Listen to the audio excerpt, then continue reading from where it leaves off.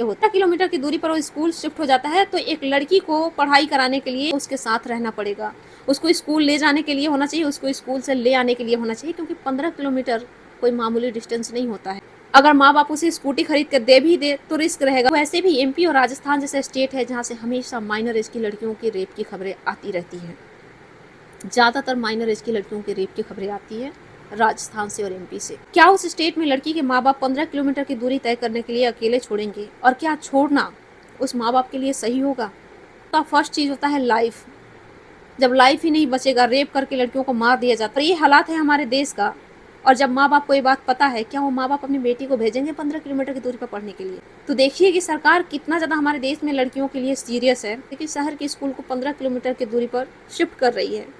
और यही गवर्नमेंट जब किसी भी स्टेट में इलेक्शन होता है तो लाडली माता योजना, लाडली बहना योजना, अलग अलग तरह के माताओं और बहनों का दिल जीतने के लिए पैसे बांटती है। और आप माता और बहनें बड़ी जल्दी 1000-2000 रुपए लेकर के खुश हो जाती है। यानी आपकी ज़िंदगी की कीमत 1000 और 2000 रुपए हैं। ये सरकार आपको एहसास दिलाती है कि आपकी औकात इतनी की ही है, क्योंकि आप पढ़ लिख जाएंगी तो अवेयर हो जाएंगी, फिर आप सवाल पूछेंगी, चाहे नौकरी करेंगी तो फिर आपके हाथ में पैसा हो जाएगा, फिर आप गुलाम बन के नहीं रहेंगी।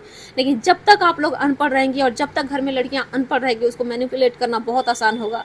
तो यहीं जगह जगह से नया नया योजना बनाया जाएगा, जिसमें 1000 दिया जाएगा, जिसमें 2000 रुपये दिया जाएगा, जिसमें 500 रुपये दिया जाएगा, और माता योजना, बहना योजना, दीदी योजना करके योजना बनाया जाएगा। करोड़ों रुपए फूके जाएंगे वोट खरीदने के लिए। और फिर आपको एहसास दिलाया जाएगा कि ये पैसा हमने दिया है, जबकि वो पैसा टैक्स का होता है। और जो 2-3 हज़ार रुपये इलेक्शन के टाइम में देता है, उससे गवर्नमेंट आपके स्टेट के लिए या फिर इस देश के लिए कुछ अच्छा काम कर सकती थी। तो शायद गवर्नमेंट के 2-3 हज़ार रुपये की ज़रूरत देश में लोगों की होती ही नहीं। लेकिन गवर्नमेंट इस पर काम कभी नहीं करती है, क्योंकि अगर आप लोग वाकई में 2-3 हज़ार के मोहताज नहीं रहेंगे तो फिर गवर्नमेंट खरीदेगी किसको?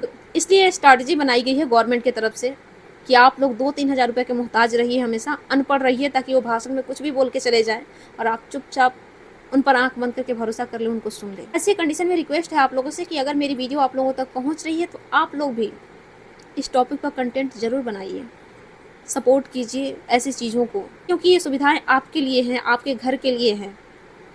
ये स्पेशल किसी का नहीं है। आज उसकी बारी है, कल दूसरे की बारी होगी, परसों तीसरे की बारी होगी, लेकिन ऐसे करके हर दिन किसी न किसी की बारी आनी है। इसलिए आप लोग अपनी बारी का इंतजार मत कीजिए, अभी से ही आवाज़ उठाना शुरू कीजिए। सही को सही और गलत को गलत समझने की कोशिश कीजिए।